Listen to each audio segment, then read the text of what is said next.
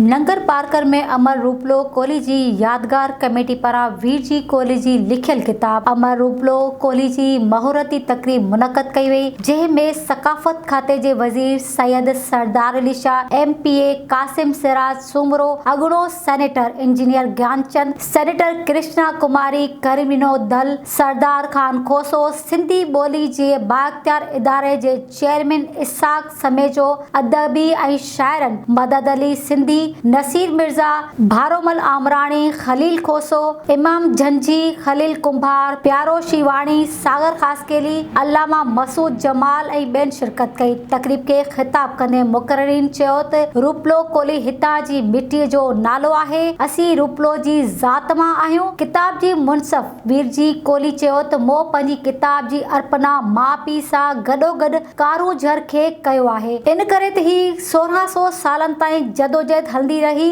कारूझर रूपलो ऐं धरतीअ जी माण्हुनि सां निभायो आहे।